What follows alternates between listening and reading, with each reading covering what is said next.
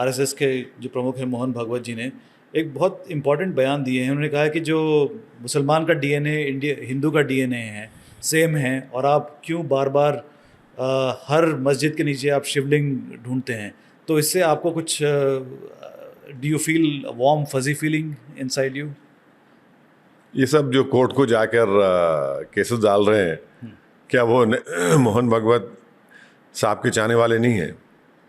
वो तो सरसंघचालक के चाहने वाले हैं, उन्हीं की सोच को मानने वाले हैं। तो ये वो उन्हीं की तो निंदा कर रहे हैं, नहीं, उन्हीं को तो कह रहे हैं। अरे देखिए, अगर आप गलत समझ रहे हैं तो उनको रुकाइए ना। फिर आप कहाँ रुका रहे हैं उन लोगों को? चलिए वो तो आगे की बात है, लेकिन सिर्फ उनके बयान पर आपको कुछ थोड़ा सा लगता है कि proof of the pudding is in eating. Sure, आप कितने बार बोलेंगे? आप रुकाइए ना उन लोगों को। आप इसका मतलब ये है कि आपकी बात नहीं सुन रहे हैं वो लोग। अगर आप ये समझ रहे हैं कि मैं बेबस हूं, मैं तो सिर्फ बोल दिया हूं, ऐसा तो नहीं है ना। आप बेबस नहीं है, आप ही के बस में सब कुछ है और आप ही के हुक्म पे हो रहा है सब। ये आपकी रजामंदी से हो रहा है। ये आपको लगता है? नहीं लगता, नहीं है, सच्चाई है ये।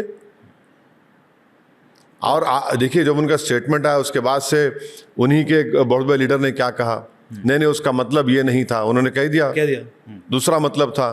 तो फिर उसको क्या समझेंगे? ये थियरी ऑफ कंफ्यूजन है आरएसएस की, याद रखिए आप। अब इस थियरी ऑफ कंफ्यूजन में इसको समझते हैं कि लोग, अरे आप ही के उनके बड़े लीडर ने एक स्टेटमेंट दिया है, बताया है, उसको सब्सटेंशिएट किया, नहीं ये नहीं था, ऐसा नहीं था, ऐसा है। देखिए, आप एक एमपी हैं, हालांकि हैदराबाद के एमपी हैं, लेकिन आपके एक नेशनल लीडर के तौर पर आपकी एक हैसियत है। तो आप चाहेंगे कि आप जाके मोहन जी से मिलके उनसे बात पूछ लें? ये सीधी सी बात। मुझे, मेरे पेट में दर्द नहीं है ना। नहीं, आपके दर्द नहीं है, नहीं, मेरे पेट में दर्द नहीं है। मैं जानता हूँ आरएसएस को, आरएसएस की आइडियोलॉजी क्या है हम जानते हैं।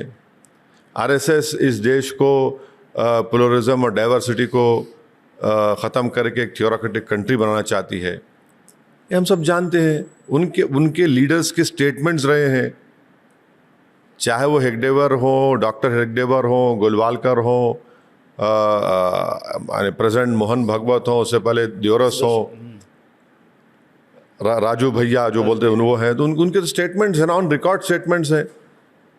और अगर किसी को यकीन नहीं आ रहा तो आप निकाल के देख लीजिए, मालूम हो जाएगा आपको।